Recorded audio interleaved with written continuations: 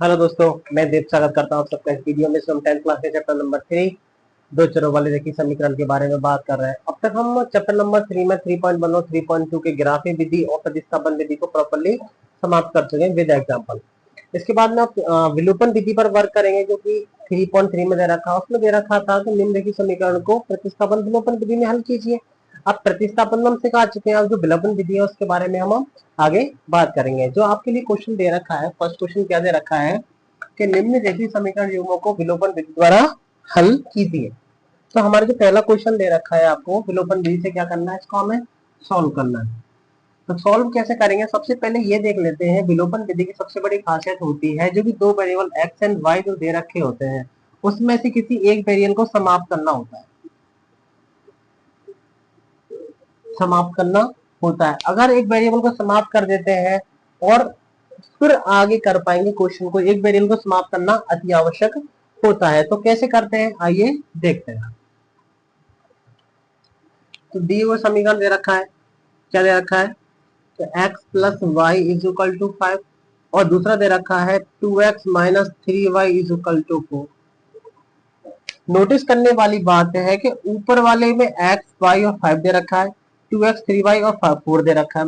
ऊपर वाले समीकरण में यहाँ प्लस दे रखा है या माइनस दे रखा है। तो इसमें से किसी एक वेरिएबल को सेम करना है। तो एक वेरिएबल को सेम करने के लिए आप क्या करोगे, ये समीकरण नंबर 1 है, समीकरण नंबर 2 है। यदि समीकरण नंबर 1 में यदि मैं 3 से मल्टीप्लाई कर दूं, कितने से, 3 से मल्टीप्लाई कर देता हूं, तो जो वेरिएबल है वो सेम हो जाएगा। देखो कैसे करेंगे, 3 का x से करेंगे कितना हो जाएगा 3x, 3 का y से करेंगे कितना हो जाएगा प्लस 3y और 3 का 5 से करेंगे कितना हो जाएगा 3 पंजे 15। इसके बाद में दूसरे समीकरण उसे वैसे रहने देते हैं, कितना हो जाएगा 2x minus 3y is equal to कितना हो जाएगा 4। अब इन दोनों समीकरणों को क्या कर देते हैं, जोड़ देते हैं। देखो ये तो प्लस है या माइनस है, ये दोनों तो क्या हो जाएंगे, कट जाएंगे, ये फ्री हो गया। अब आपके पास में क्या बचा, इन दोनों को ऐड करते हैं तो 3x और 2x, 2x कितना हो जाएगा, कितना हो जाएगा 5x, यहाँ पर 15 और 4 कितना हो जाता है 19 हो जाता है। यहाँ से x का मान निकालता हूं तो कितना हो जाएगा 19 बट्टे में 5। ये आपका किसका मान आ गया है, x का। इस वाले मान को पुट इन कहाँ, समीकरण नंबर 1 में रख देते हैं। एक कहाँ है, ये आगे देखते हैं कितना हो जाएगा 19/5 plus y is equal to 5। यहाँ से अगर मैं y की वैल्यू निकालता हूँ तो 5, 19/5 उधर जाएगा तो किसका हो जाएगा माइनस का 19/5। तो y इज इक्वल टू इसके नीचे 1 माना है, एलसीएम कितना आ जाएगा 5, 5 बन जाए 5 यानी 5 का 5 पचम कितना हो जाएगा 25 माइनस 5 से 5 गया तो कितना बचेगा 19। तो y इज इक्वल टू कितना 19 में से 25 में से 19 जाते हैं तो कितना हो जाता है 19 में कितना हो जाता है 6, कितने बचते हैं 6, तो 6 अपॉन कितना हो जाएगा 5। ये आपका किसका मान आ जाता है, y का मान आ जाता है। इस तरीके से आपकी विलोपन विधि खत्म हो जाती है। पहला क्वेश्चन विलोपन विधि द्वारा हमने सबसे पहले क्या किया था, किसी भी एक वेरिएबल को सेम करना होता है, फिर उसके अकॉर्डिंग अपनी सुविधा के अकॉर्डिंग मतलब समीकरण को जोड़ते हैं और घटाते हैं। मेरे पास में प्लस माइनस ऑलरेडी दे रखा था इसलिए मैंने समीकरण को जोड़ दिया। अगर यहाँ पर और कोई चिन्ह दे रखा था उसके अनुसार उसके फिर आगे बात करते हैं। आई होप आपको यहाँ तक समझ में आया होगा। इसके बाद क्वेश्चन नंबर 2 दे रखा है, उसके बारे में बात करते हैं।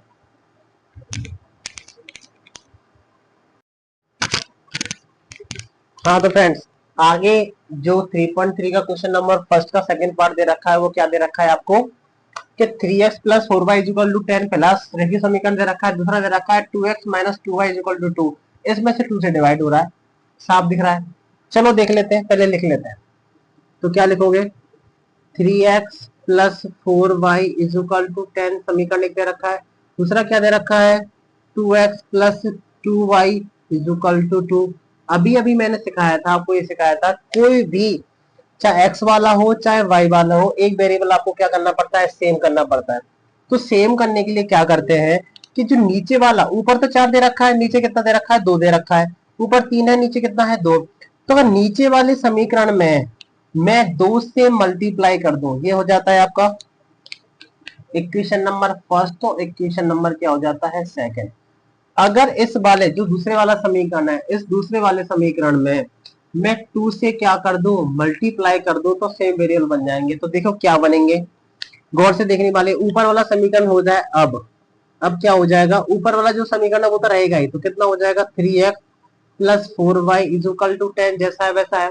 दो से मल्टीप्लाई करेंगे कितना हो जाएगा, दो दूना चार यानी 4x हो जाएगा, प्लस दो दूना चार, यहाँ पर भी 4y हो जाएगा, और इज इक्वल टू कितना हो जाएगा, दो दूना चार। अब क्या करते हैं, इन समीकरणों को क्या करते हैं, घटाने पर लिख देते हैं। यहाँ पर घटाने पर घटाएंगे तो चिन्ह चेंज होंगे, यानी नीचे वाले जितने भी चिन्ह सब बदल जाएंगे, ये माइनस का हो जाएगा, ये माइनस और ये भी माइनस। अब माइनस का होने पर क्या होगा कि ये तो प्लस का हो गया, अब ये चिन्ह किसका हो जाएगा, माइनस का। तो संख्या किसकी हो गई, ये माइनस की, तो प्लस माइनस आपस में क्या हो जाएंगे, कट जाएंगे, ये तो फ्री। अब 3x और माइनस, माइनस के 4x में से 3x गए तो कितना बचेगा, माइनस का x बचेगा, इज इक्वल टू 10 माइनस 4, यानी 10 में से माइनस 4 गए तो कितना बचेगा, 6 बचेगा। तो x का जो मान आएगा, माइनस को उधर पहुंचाए तो कितना हो जाएगा, माइनस का 6। है ना इजी। और पुट इन कहा, फर्स्ट समीकरण नंबर 1 में रख देता है। अब 1 में रखते हैं तो 1 कितना दे रखा है, ये दे रखा, तो 3 इंटू एक्स का मान कितना है, -6 plus 4y is equal to कितना दे रखा है, 10। क्षेत्रीय कितना हो जाता है, माइनस का 18 plus 4y is equal to कितना हो जाएगा, 10। 4y की यहाँ से वैल्यू निकालता हूँ तो 10, 18 उधर जाके किसका हो जाएगा, प्लस का हो जाएगा। तो 4y इज इक्वल टू 10 और 18 कितना हो जाता है, 28, 28 हो जाएगा। यहाँ से y की वैल्यू निकालो तो कितना हो जाएगा, 28/4। यहाँ से y की वैल्यू निकालो, 4 से डिवाइड हो रहा है कितनी बार, 7 बार, तो 4 सत्ते कितना हो जाता है, 28। इस तरीके से आपका क्वेश्चन नंबर 2 विलोपन विधि द्वारा क्या हो जाता है, फ्री हो जाता है। आई होप आप लोगों को समझ में आ रही है कि विलोपन विधि क्या करना होता है। अगर समझ में आ रहा है तो वीडियो को लाइक करें और चैनल को सब्सक्राइब करें। इसके बाद में इसका क्वेश्चन नंबर 3 दे रखा है, उसे सॉल्व करते हैं। हाँ तो दोस्तों, अब आपको नेक्स्ट जो क्वेश्चन दे रखा है कि निम्नलिखित समीकरणों को विलोपन विधि से क्या करना है, आपको हल करना है। तो हल करने के लिए समीकरण से थोड़े से उल्टे सीधे दे रखे हैं, इसको पहले क्या कर लेते हैं, सही कर लेते हैं। आइए देखिए क्या हो जाता है, 3x माइनस 5/4 को उधर ले जा रहा हूँ तो किसका हो जाएगा, पॉजिटिव, समीकरण नंबर 1 बनेगा। ये देखो 9x 2x को उधर ले आते हैं तो कितना हो जाएगा, माइनस का 2y, सॉरी ये y होगा, y, और इज इक्वल टू उधर कितना रह जाएगा, 7, समीकरण नंबर कितना हो जाएगा, ये।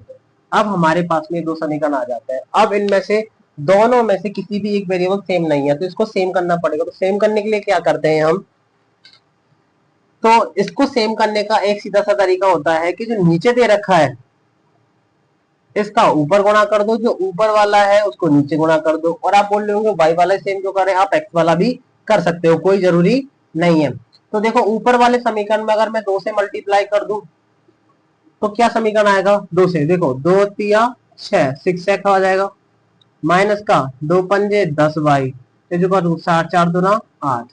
और नीचे वाले समीकरण में मैं कितने से मल्टीप्लाई करूं, 5 से करूं, तो देखो कितना हो जाएगा, 9 पंजे कितना हो जाएगा, 45x, और 5 दूना कितना हो जाएगा, माइनस का 10y, और 7 5 कितना हो जाता है, 35। आगे अब देखो दो वेरिएबल हमारे पास सेम आ गए, 10y आ गए। अब प्लस माइनस में दे रखे हैं तो चिन्ह चेंज करने पर यानी घटाने पर लिख दो। घटाने पर पहले में से दो समीकरण घटाने पर क्या करेंगे, ये किसका हो जाएगा, माइनस का, ये प्लस का, और ये किसका हो जाएगा, माइनस का। प्लस माइनस से ये दोनों फ्री।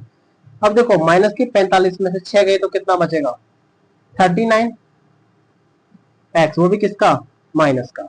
इक्वल टू में क्या बचा, माइनस के 35 में से 8 गए तो कितना बचेगा, 27, -27, माइनस से माइनस गया, यहाँ से x की वैल्यू निकालते हैं तो 27 अपॉन कितना हो जाएगा, 39।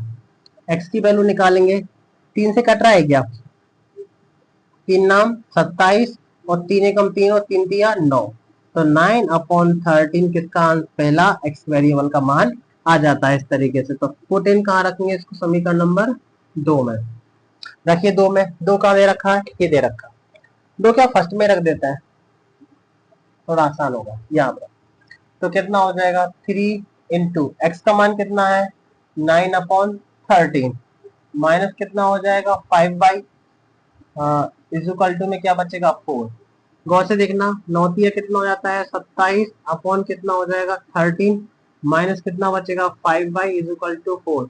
इसके नीचे एक मान के क्या ले लेते हैं, एलसीएम ले लेते हैं। एलसीएम लेते हैं तो एलसीएम कितना आएगा, 13 आएगा।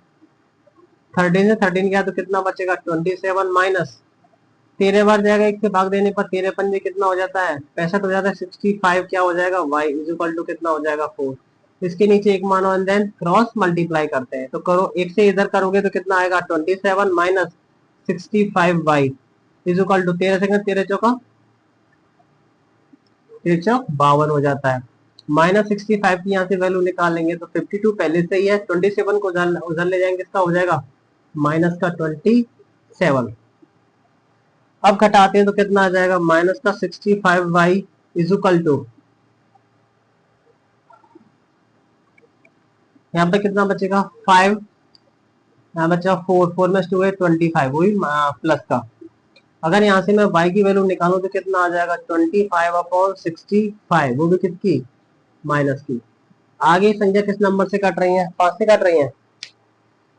देखो 55 25 और 13 पंजे कितना हो जाता है, 65 हो जाता है।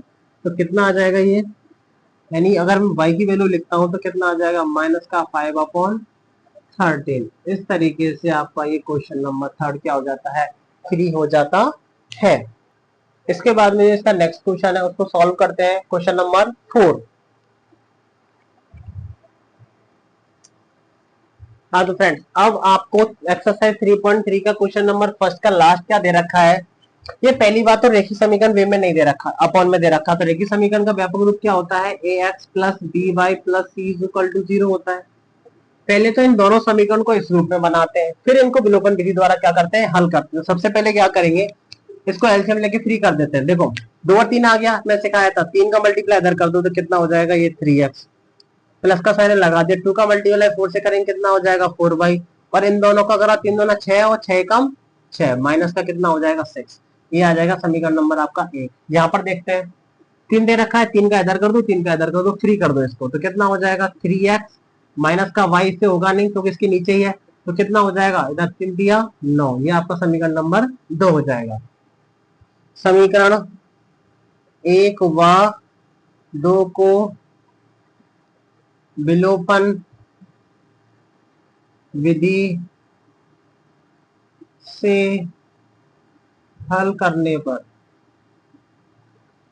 समीकरण 1 व 2 को किससे, विलोपन विधि से क्या करने पर, हल करने पर। हल करते हैं तो देखिए कैसे करेंगे, 3x plus 4y is equal to 6 minus 6, sorry इसको रखिए, 3x minus y is equal to कितना हो जाएगा 9। एक वेरिएबल इसमें सेम मिल गया हमें, 3x वाला, तो संख्या घटा देंगे, घटाने पर चिन्ह चिन्ह बदल देंगे, तो चिन्ह बदलने पर क्या हो जाएगा, ये किसका हो जाएगा, प्लस संख्या माइनस, ये किसका हो जाएगा, प्लस का, और ये किसका हो जाएगा, माइनस का। अब प्लस के कारण ये दोनों नंबर्स क्या हो जाते हैं, कट जाते हैं।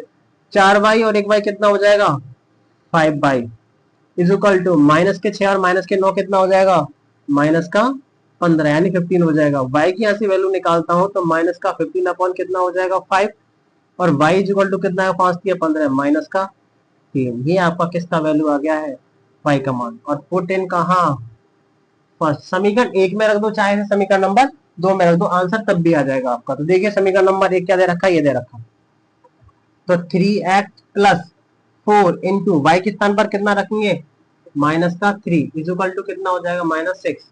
तो कितना हो जाएगा 3x 4 दिया कितना हो जाएगा 12 इज इक्वल टू माइनस 6। तो 3x की यहाँ से वैल्यू निकालते हैं तो कितना हो जाएगा, माइनस 6, 12 उधर जाए किसका हो जाएगा, प्लस का 12। तो 3x इज इक्वल टू कितना हो जाएगा, प्लस के 12 में से माइनस के 6 गए तो कितना बचेगा, प्लस का 6। तो x की वैल्यू निकाल लेंगे, 6 अपॉन कितना हो जाएगा 3, और 3 दूना कितना हो जाता है 6। इस तरीके से आपकी ये विलोपन विधि से दिया हुआ क्वेश्चन क्या होता है, 3 हो जाता है। आप चाहो तो इसको चेक भी कर सकते हैं, मेरा आंसर सही है गलत, जो मैंने चेक करना पहले सिखाया हुआ है। y का x की वैल्यू कितनी है 2, यहाँ रख के देखो, 3 दूना कितना हो जाता है 6, और y की वैल्यू कितनी है 3, 4 दिया कितना हो जाता है 12, माइनस के 12, माइनस के 12 में से प्लस के 6 गए तो कितना बचेगा, माइनस का 6। हमारा आंसर सही है। आई होप आप सबको यहाँ तक समझ में आया होगा। इसके समझ में आया तो वीडियो को लाइक करें, चैनल को सब्सक्राइब करें। Thank you so much.